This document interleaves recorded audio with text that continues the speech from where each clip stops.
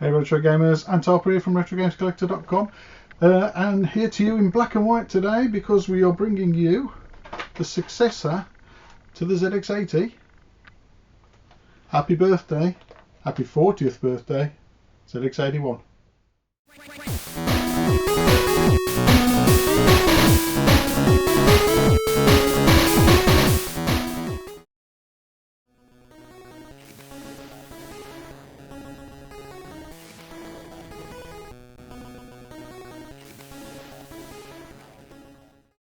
Back and I'm not in black and white like I said I would be. I'm going to do this in colour. I wouldn't subject you to a film noir version of Retro Games Collector, honestly.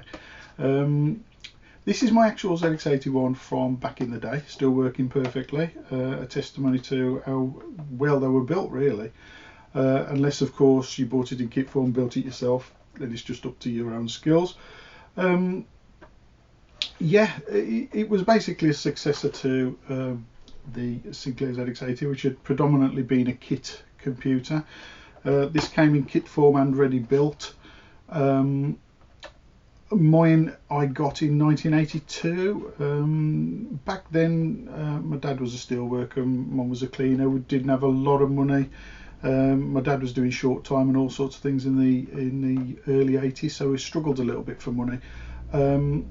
And I knew that they wouldn't be able to afford any of the all singing, all dancing colour computers at the time.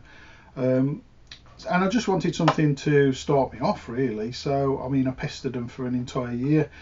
It came out in 1981, as you know, on this day. My friend had one and we'd basically spent an entire year programming it and playing with it, and we were wowed by it. We were absolutely amazed at the fact we could actually finally control what was on television. Prior to that, you just played your Atari, you played pre-programmed cartridges, you had no control over the games. We could actually make our own games up now, which it's hard to explain to people from this day and age, subsequent generations, just how big a thing that was. The fact that we could now program our own computers, it was like a portal to a fantasy world where we could make our own games, that we can do what we want on the screen. The possibilities to us seemed endless basically when you plug this little thing into a black and white television. Well away. Yeah, I played his computer, played on his computer with him for like a year. I'd pestered my parents that I really wanted a computer. I knew they couldn't afford a lot. Basically they had to wait a year to get a second-hand ZX81. They bought me a second-hand ZX81 for Christmas 1982, and this is the actual machine, still working perfectly. It's had a few modifications. It's now got a ZXpand on it. It's got a clicky keyboard there, which just gives you a tactile feel to the keys. So it's the old membrane keyboard, touch sensitive membrane keyboard wasn't great. You didn't really know when you'd press the key, although saying that, back in the day it didn't seem all that bad to little fingers programming. I used to be able to churn out programs in no time with it. Once I'd learned where all the keywords were on the keyboard, I used to fly with the thing. It used to amaze my dad at just how fast I could chuck a program onto this thing from a magazine. Yeah, my dad took a lot of interest in it. He only played on games that I either programmed or I put in from a magazine or I bought with me. He didn't actually do any programming himself, but he did have a lot of interest in the computer. So it's got a lot of fond memories of me and me dad playing on this years and years ago. It was a family machine when I had it as well. I mean, they came into households all over Britain, and the whole family would sit around them programming them and playing on them. You know, it was a big thing at the time. Anyway, this is my actual original one, as I've said. Just a bog standard issue 3, nothing special about it really, apart from the fact it's my original one. I haven't repainted the ZX81 on there because purely for nostalgia reasons, really. It's rubbed off because of the amount of programming I used to do on it, and the amount I used to carry it around with me and take it around friends' houses and this, that, and the other. So, you know, that paint rubbed off for a reason. So I'm leaving it off. You know, it's a used computer. It's well used, and I still use it today. So that is my actual ZX81 from the day. It means a lot to me. It got me into computing. I went on to be a graphic designer using Apple Macs in the late 80s, early 90s. And I moved on from there into web design, self-taught. And I run my own web design business now.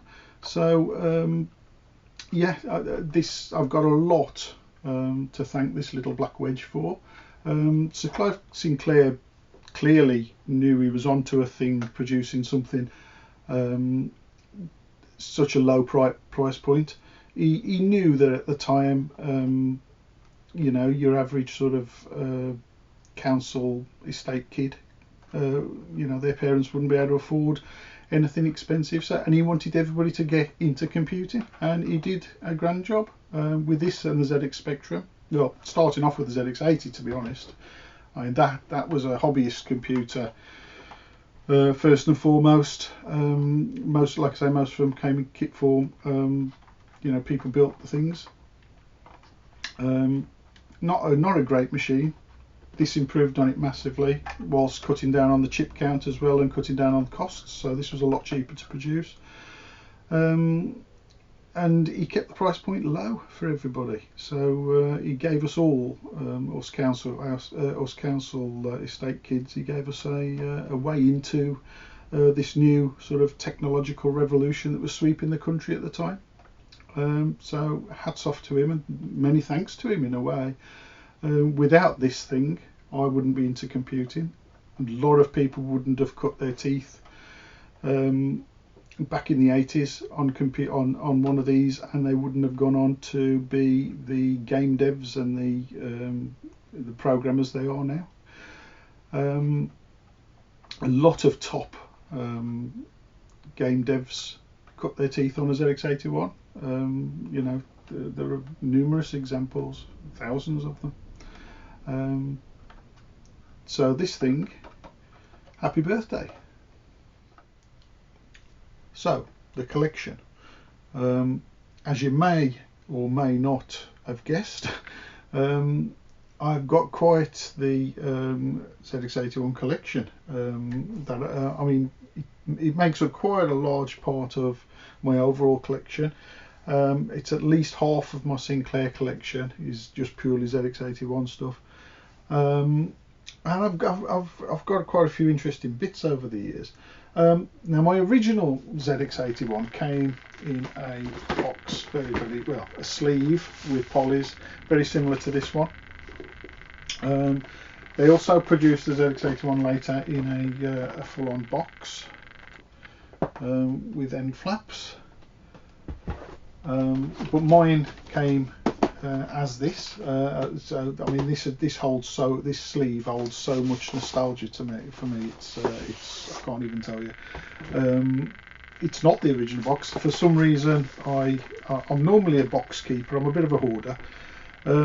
But for some reason my ZX81 box did not survive. I have no idea whatever happened to my original ZX81 box. I did have one of those like briefcase type things that you fold out, that you put your printer and your cassette recorder and tapes and your ZX81 in.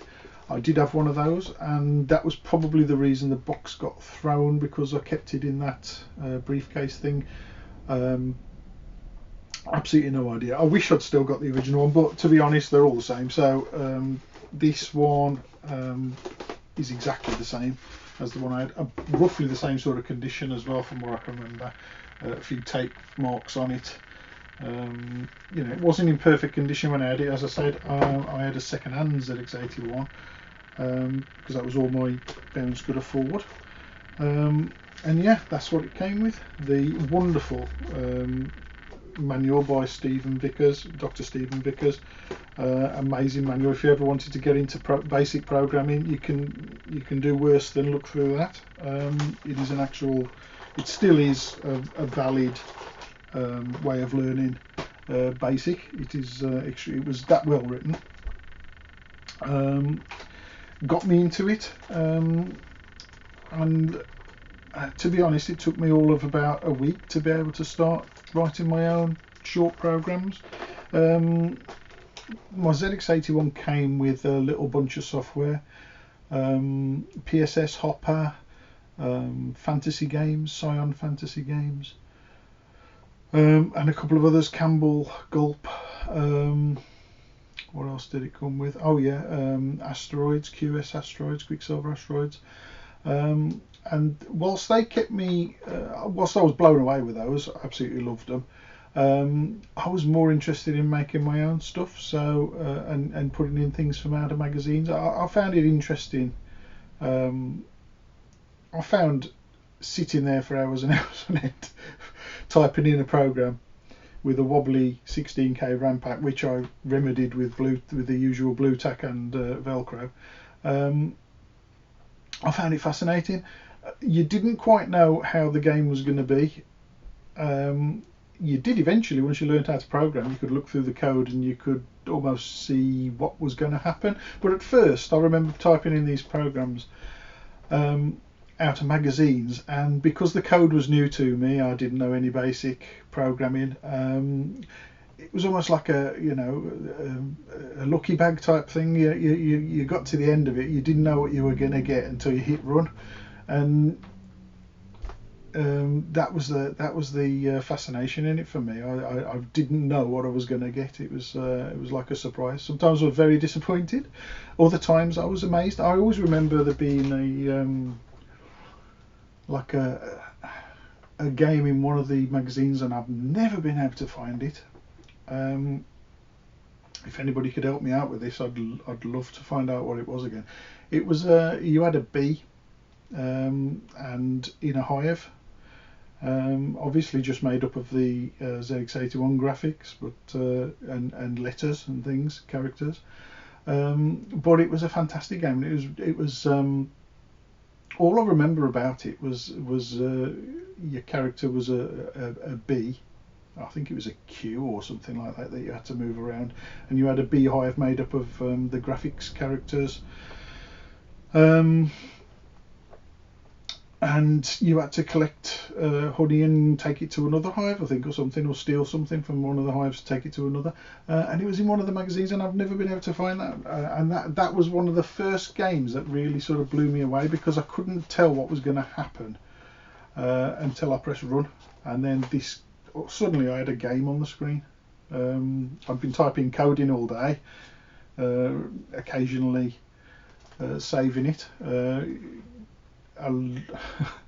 The amount of games that I typed in and had RAM pack wobble and lost was well, I still bear the scars today, I think, mentally. So you soon learn to start saving your stuff to tape on a regular basis, much as you do with stuff today on a computer. Save it on a regular basis. Yeah, so where was I going with that? Yeah, anyway, this game, it just blew me away. I didn't know what I was going to get until I pressed run. I'd love to find it again, so if anybody knows of a game involving bees and hives, very graphical, for the ZX81, it would have been in one of the very early magazines. I'm talking 1982, so it would have been in the 1983 magazine, early 83 magazine. I got a Spectrum at the end of 83, so I got a Spectrum at for Christmas 1983, so it would have been in between sort of Christmas 82 and Christmas 83. But if anybody knows of that, please comment. Yeah, so that was my first. My ZX81 came in that box. Now they were also released in kit form. I'll put that away properly later. I'll put that down there for now, out of the way.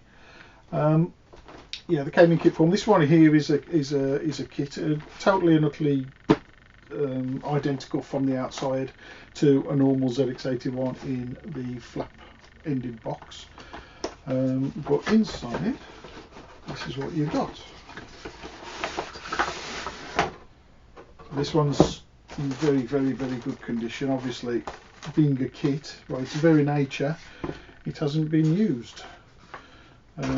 So yeah, there's your ZX81 in bits, basically. Oh, a bit of my ZX span just fell off the end. That's it, Ant. Break it now. You're doing a ZX81 video, break your ZX81. There you go. Yeah. So there you go. So there's your resistors and your capacitors. Although there wasn't a lot in there. Some more capacitors. Yeah.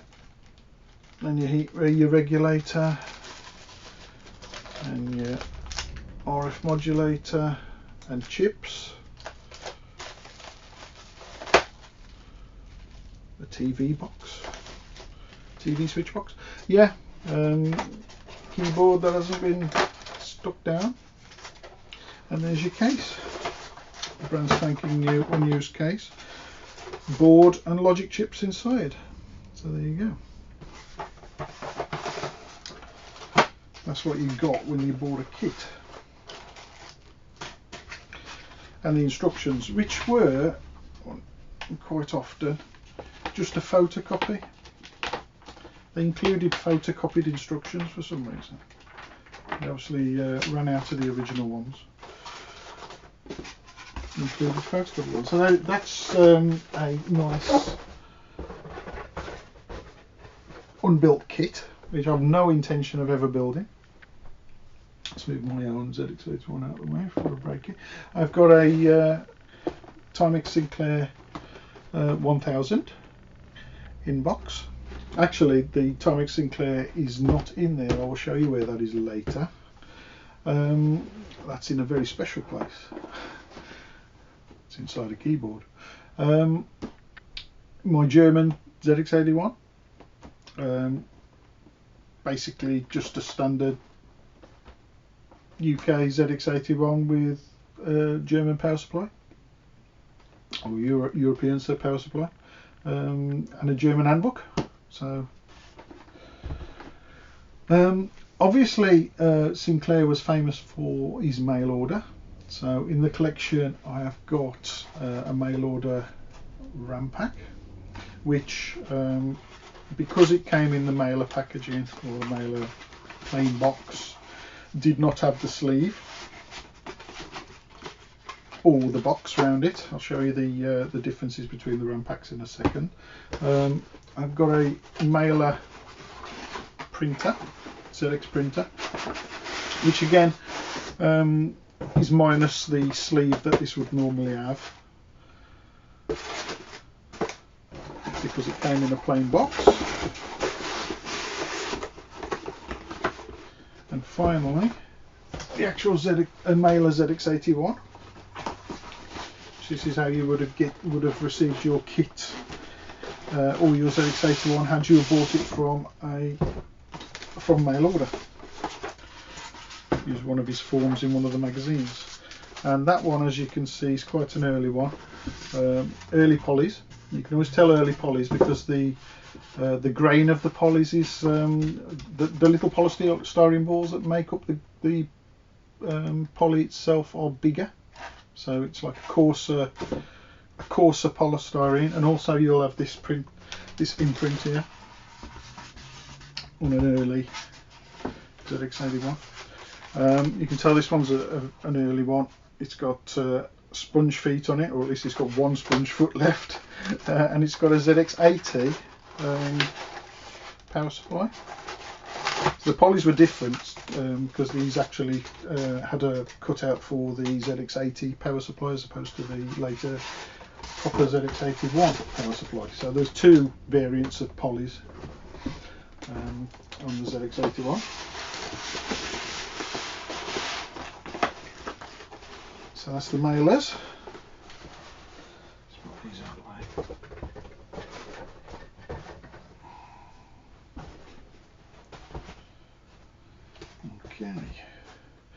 The ZX printer, if you were to buy it retail, would have come in a sleeve like this.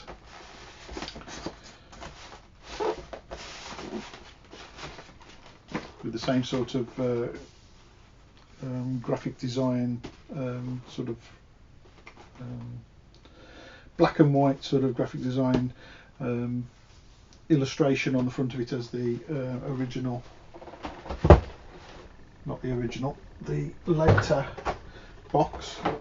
As you can see on the later box, it was that sort of black and white drawing. On the original sleeve, it was a photograph of a ZX81.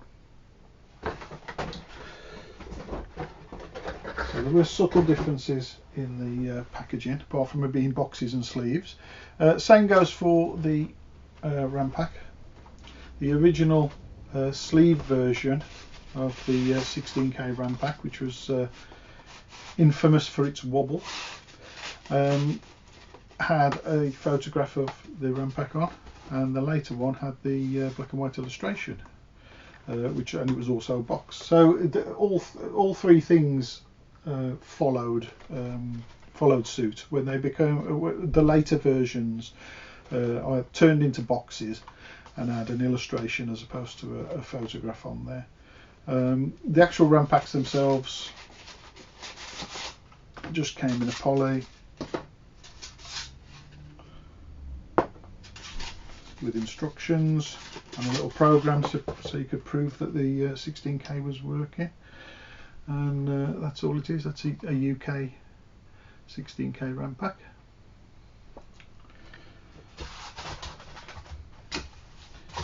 So in the collection I've got the sleeve, original sleeve version. I've got the box version. I've got a Timex Sinclair 1016, which is the 16K for the Timex TS1000. And I've also got a Prism peripherals 16K RAM pack, which is basically just a Timex Sinclair 1016 without the badge. I'll just show you that. So it's just had the badge taken off it. That would have said Timex Sinclair 1016 there.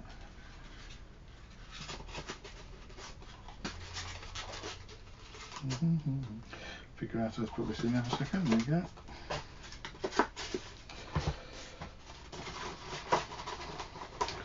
And then, of course, there were third-party RAM packs. The most famous being the Memtech Memo pack 16K. A lot of people had this. The design on the Memo packs was a little better. It was sculpted to fit the back end of the ZX81, so it reduced the chances of it being wobbly. Also, it came with Velcro in the packet, so you could actually Velcro it to the back of your machine as well. So I've got the 16K, I've got a 32K, and Memtech even did a whopping 64K. I actually had this back in the day, and it was quite fun to take the mickey out of my Spectrum owning friends and tell them that I had a 64K RAM pack for my ZX81, and then my ZX81 had more memory than they did, which they didn't like. There were other third-party 64K RAM packs, this being one. I forget now who made this one, so it comes with instructions. All of these are boxed, by the way. I've got the boxes for the 32K and the 64K. The 64K box is quite interesting actually, because that's a this isn't my original 64K RAM. I have no idea where it went. This is one I bought off eBay years and years and years ago, probably about 15 years ago now. And it comes in a W.H. Smith's box, with several price stickers on it, all reducing it right the way down from something like 70 or 80 quid originally, which would have been a massive price. You know, you're talking nearly as much as the ZX81, or even more than the ZX81 once it was discounted, just for the RAM. And it come down to something like £15, so they obviously couldn't sell it. There's all these different price reduction stickers on it, so it's quite funny.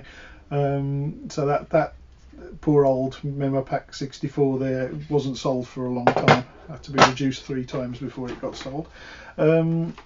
Yeah, CTG make that one. That's quite interesting. I've never seen another third-party 64K RAM pack until I came across this one. CTG 64K random access memory. To get it to work, you need to poke into the memory. So you need to let the ZX81 know that there's 64K available. One of the more famous RAM packs of the time as well was the ZX Panda. That again boxed with instructions.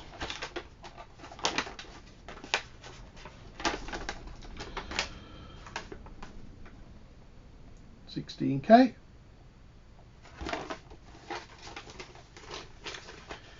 And then there were RAM modules that you could make yourself. Maplin's being one of the most popular places to get them. Maplin's back then was just full of kits for microcomputers. ZX81 they had a lot of stuff for the ZX81. They supported the ZX81 quite a lot, and this is one from back in the day. Look at the state of that soldering. Oh Lord above, I couldn't remember it being that bad. Look at the state of those solder blobs. They weren't going to go anywhere, were they? Look at the state of those. Anyway, yeah, there you go. Big old solder blobs those are. Yeah, that was quite a simple affair to make. I did have the motherboard for this as well, but again, that's another thing that got lost over the years. So you plug the motherboard into the back of your expansion port, and then these would plug in, and you could bank them basically. You could stack them, so you could have more and more. You could make different modules and add to it. It was quite a cheap way of adding RAM to your ZX81. The Maplin's keyboard was another thing. Yeah, it was a make your own keyboard, and that was a hell of a lot cheaper than the ones you could buy. Now I'm going to move on to the keyboards now. There are several of them. And I'm going to have to move all this lot out of the way first before I can get them all out. Right, before I get to showing you the various keyboards that I've got for the ZX81, I do need to show you a couple of things I forgot to show you previously. In true retro games collector fashion, you wouldn't want this thing to be professional, would you? No. Just off the cuff and natural. Yeah, that's my excuse for being unprofessional. Anyway, inside the mailer that I showed you earlier, there is actually a very special ZX81. Now, the ZX81 was released this day in 1981, but was obviously produced prior to that for boxing up and getting all ready. So the earliest known ZX81s have got the date code on the ULA 8102, which means the second week of 1981. So that was when the ULA was produced. So those are the earliest ZX81s we know. We've only ever found a handful of them in the wild. A whole bunch of us collectors who have been finding ZX81s for years and years and years. We've only ever found a handful of them. I think there's 3 or 4 that we actually know of, 8102s. This is an 8102 with a bit of a difference because the case moulding is actually different on this one. So we are presuming that this is a prototype case moulding that did make it out of the factory, but probably shouldn't have made it out of the factory. If you look at the recess there, I don't know whether you can see that it's got a shine to it. It's smooth, perfectly smooth. The ZX81 cases have got like a very slight texture to them, but that is perfectly smooth inside there.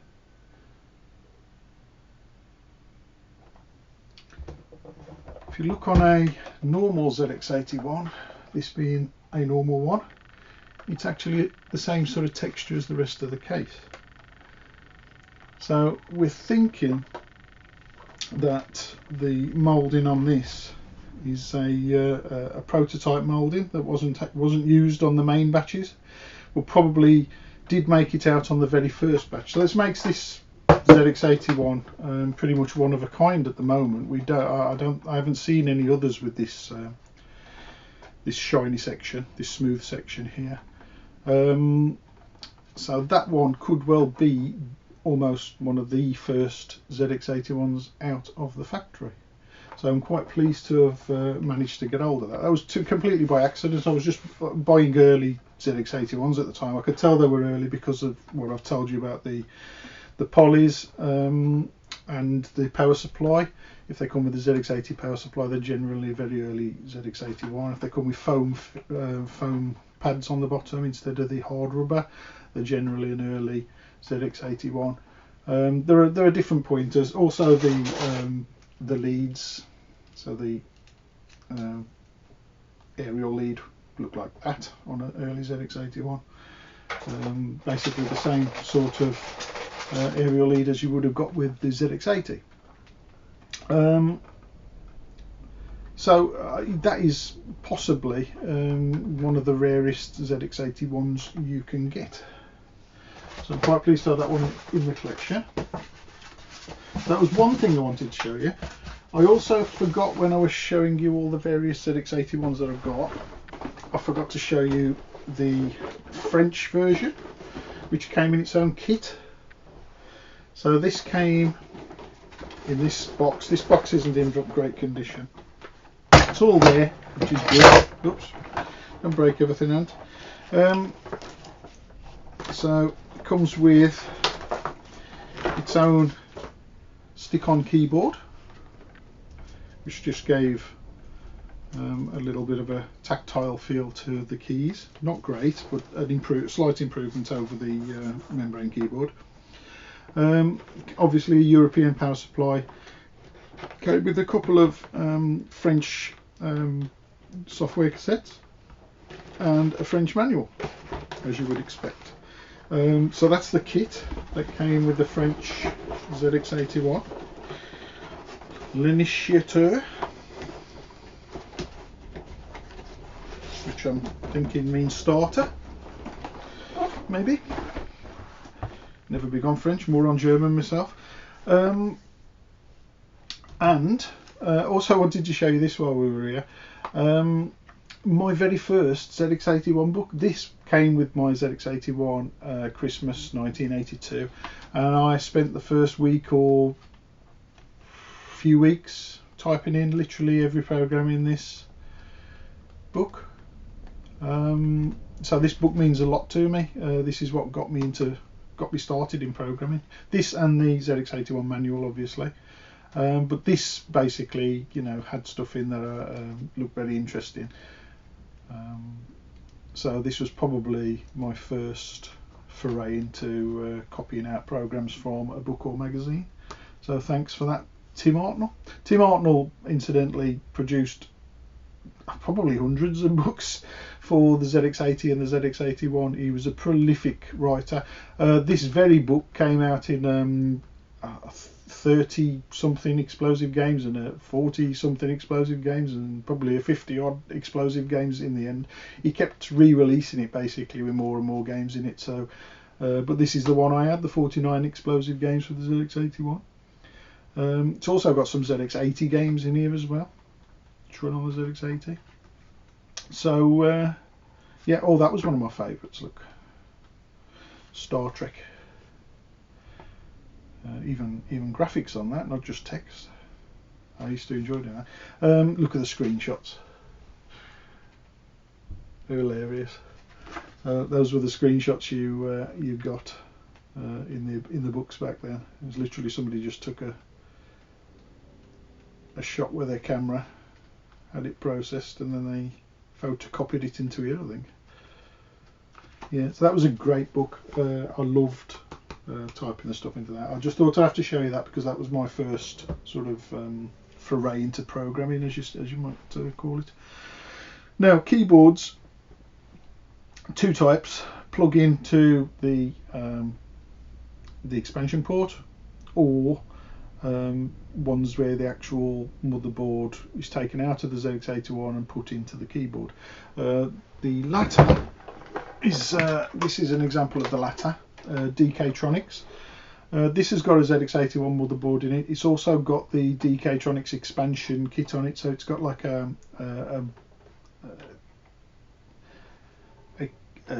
port expander on it. So inside here I can plug several things into the expansion port. Obviously, to do that you would have to have an operated power supply, so you'd have to have the larger power supply out of the two, which is, I just so happen to have one here. It's the 1.2 amp.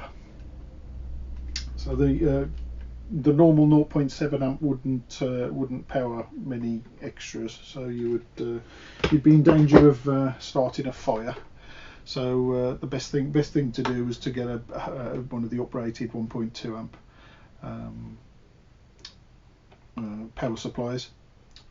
But yeah, in here it's got, I think this one has actually got the power supply built into it. Yes, it has, judging by the weight of it. It's got the power supply built into it. Of course it has. It's got the plug on the back end of it. What an idiot. There's an actual plug sticking out the back of it, so it's obviously got the power supply inside. Yeah, I forget what I've got. You see, this has been hidden away for quite a while now, and I've only this video has given me the chance to sort of reevaluate what I've got in my ZX81 collection and what I actually need to get in my ZX81 collection. I happen to not need a lot, as it happens. I've got most of the stuff I could ever possibly want now, but I forget what I've got sometimes, and I forget the specs of the things that I've got, so forgive me if I'm blabbering a bit. Yes, it has got the power supply. It's also got the expansion board in for the expansion port, so I can plug more than one thing in, and they're all internal inside the keyboard. It's got full travel keys, really nice, with all the ZX81 legends on there, printed on, not stickers, which is nice. Some DK-Tronics just came with stickers, some came with printed on. This one has had a power supply fitted and an inverse mod switch on there as well, so I can flick between black on white and white on black on the screen, which is a nice touch with the ZX81, to be honest, because a lot of games look better in inverse. Yeah, so I mean that's a lovely thing. It's also got composite out built into it as well, so it's already got composite. I got that from a chap in the Netherlands. That's why it had a Euro plug on it, so I just fitted this adapter onto there. And that is a very, I don't know why I don't use that more, to be honest. It's a nice machine, that is. I ought to use that more. I don't think the board in there is anything interesting. I think it's just a late sort of issue 3, so nothing to speak, nothing to write home about. One of the most famous and most sought after keyboards is this plug-in keyboard from Memtech. Again, this one's called a Memo pack interface keyboard buffer. There's your keyboard, nice aluminium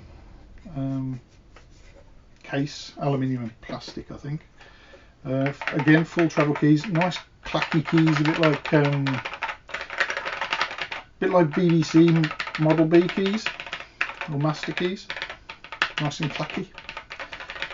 Reminds me of the sound that used to come out the computer room at school there. Yeah, a really nice keyboard, but the only problem is you're sort of you've got your ZX81 and your keyboard, and you've got this buffer plugged in, so you sort of this is tethered to your ZX81. So you've got to move, if you want to move it, you've got to move two things. With the all-in-ones, obviously you've just got a keyboard, you move it around, it doesn't make any difference. With this, you've always got the possibility of wobble again, and basically crashing your machine out. The third thing I need to show you is this. This originates from the US. It was built for housing a Timex Sinclair 1000 inside, and it gives you a lot more sort of functionality from the computer. It's got a built-in 64K. It's got several ROM banks. It has got like a chiclet, a cross between a mechanical and a chiclet keyboard. It's a nice keyboard, and the keys are nicely spaced and nicely shaped, so it's really nice to type on actually. But the best thing about it is if you're programming a ZX81, this is the keyboard to get. It has got a proper shift key, so you don't have to press several keys to get different functions. You've literally got a shift key which will work with all the shifts. You've also got a function key which will also just pull those keywords up. You've got a button to list your program. You've got a button to get you into graphics mode. You've got actual cursor keys. You've got a proper space bar. I mean, it's lovely. It really is lovely. You just whack it into graphics mode, itch your graphic, whack it out of graphics mode. To program on this thing is an absolute pleasure. It was designed by K2 Electronics in Ann Arbor, Michigan, and this one is 1063, K1063. Oh, other things it's got on here as well.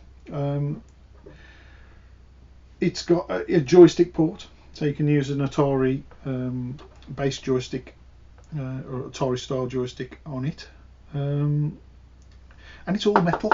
The whole thing is metal. I mean, that with the TS1000, so I said that the TS1000 was missing out of this. It's actually inside here because I use this.